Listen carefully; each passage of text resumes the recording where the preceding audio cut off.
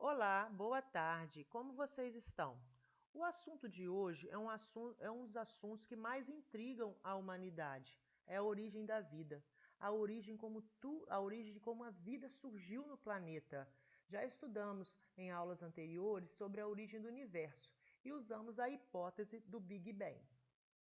Antes de falar de todas as hipóteses sobre a origem da vida, vale ressaltar aqui que todos os nossos estudos na área de biologia é totalmente científica. O criacionismo é uma dessas hipóteses. O criacionismo ele não é uma crença de base científica, porém é uma crença religiosa, né, onde se acredita que a humanidade, a vida, a Terra e o universo são criadores de um agente sobrenatural, de um ser sobrenatural. Essa hipótese científica é a panspermia. Quando o mundo foi criado, quando o universo estava em formação, o planeta o tempo todo era bombardeado por meteoros. E nesses bombardeios, acredita-se, né, que desses meteoros, desses cometas, desses meteoritos, eles abrigavam alguma forma de vida primária.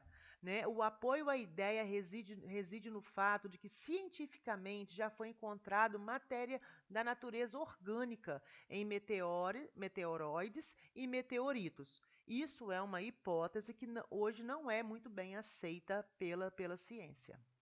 Outra teoria científica é a biogênese. A biogênese foi muito defendida pelo Aristóteles. Dizia que a vida poderia surgir a partir de matéria sem vida. Qualquer objeto poderia fazer surgir a vida. Um exemplo, os sapos surgiriam do lodo que estão em volta dos lagos. Né? Um rato poderia surgir de uma camisa suja jogada no canto. Era basta colocar uma matéria orgânica ali, tipo uma farinha de trigo, e deixar por uns dias ali que esse rato apareceria. Isso foi defendido durante muitos anos. Eles diziam que era a partir de um princípio vital, de um princípio ativo ou de uma matéria inanimada. É como se fosse uma mágica que fizesse essa vida surgir. Essa teoria foi aceita durante muitos anos e ela foi derrubada por uma outra teoria.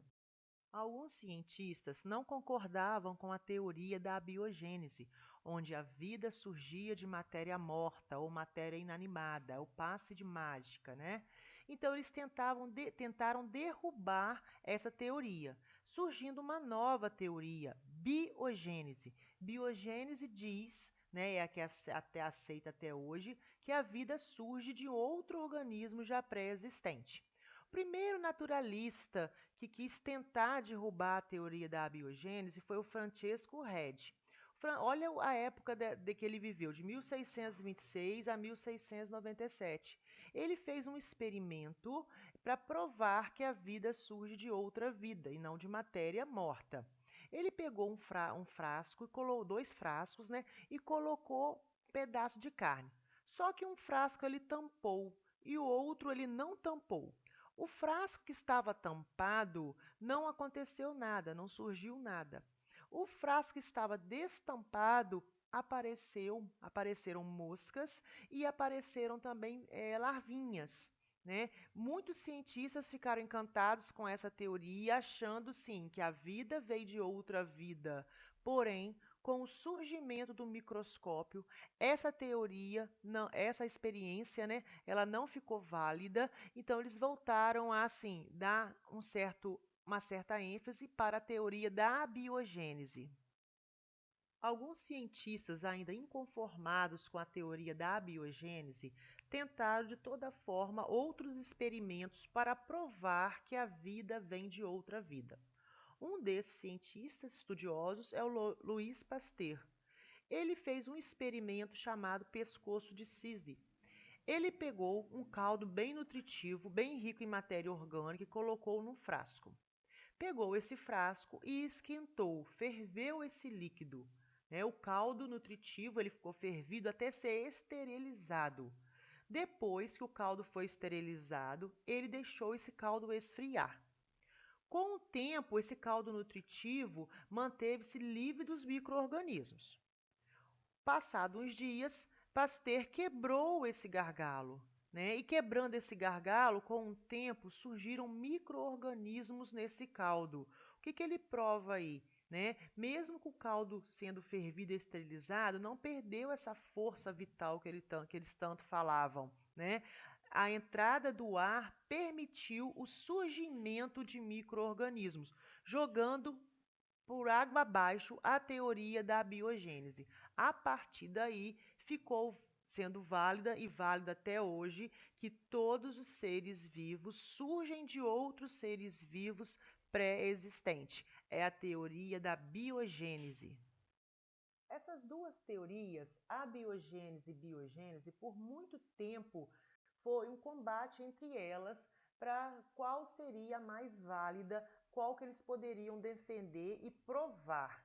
A biogênese é a teoria que explica o princípio ativo, né, a força vital, né, o ser vivo surge de matéria morta ou de matéria inanimada. Ela é também chamada de teoria da geração espontânea. Alguns defensores famosos foram citados aí. A biogênese, que é a teoria do ser vivo surge somente de outra vida que já existe. Ela é válida até hoje e nós temos alguns defensores, né, dessa teoria, famosos citados também abaixo. Um cientista famoso da época, que foi o Alexander Oparin, tentou explicar como que surgiu a vida na Terra. Ele alegava que seria através de reações, né, que aconteceram na atmosfera, que os gases na época eram formados por hidrogênio, amônia, metano e vapor d'água. Esses gases, juntamente com a influência de fortes descargas elétricas e os raios ultravioletas, formaram moléculas orgânicas, que essas moléculas orgânicas eram simples na atmosfera, que ainda não poderiam ser chamadas de vida. A chuva arrasta essas moléculas para a superfície da Terra, né? E muitas das vezes elas eram carregadas para o mar. O mar, na época, era um mar raso, com uma temperatura mais elevada. Né? Do calor fez com essas moléculas, a formação dessas moléculas complexas. A alteração da acidez do meio proporciona a formação de aglomerados, essas moléculas se aglomeravam, né? E várias reações químicas ocorreram, dando origem aos primeiros seres vivos. Né? Aí, no caso, foram os coacervados, que seriam substâncias que poderiam, possivelmente, bem milhões de anos depois, surgir a vida. Em meados do século XX, um cientista chamado Stanley Miller propôs um experimento para provar o surgimento dessas moléculas orgânicas há milhões de anos atrás. Ele simulou uma situação em laboratório e usou uma estrutura bem parecida como era a atmosfera primitiva. Então, essa é a estrutura, e usando todas as situações que eram antigamente, como fortes descargas elétricas, os gases que tinham naquela época, ele conseguiu formar nesse pouco espaço de tempo a formação de moléculas orgânicas, que seriam os aminoácidos, igual foi formado há bilhões, né, de anos atrás. Então, ele conseguiu provar, né, agora recentemente, no século XX, século passado, que poderia sim ter surgido moléculas orgânicas há bilhões de anos atrás. Esse esquema montado aqui é chamado de mapa mental. Mapa mental, na verdade, é um resumo de todo o conteúdo. O tema principal fica no meio e são puxadas setas, né, com pequenos resuminhos, né, para melhorar os estudos. Pessoal, é isso aí. O assunto origem da vida é um assunto muito polêmico, porém é necessário para a área da biologia. Até a próxima, fiquem com Deus.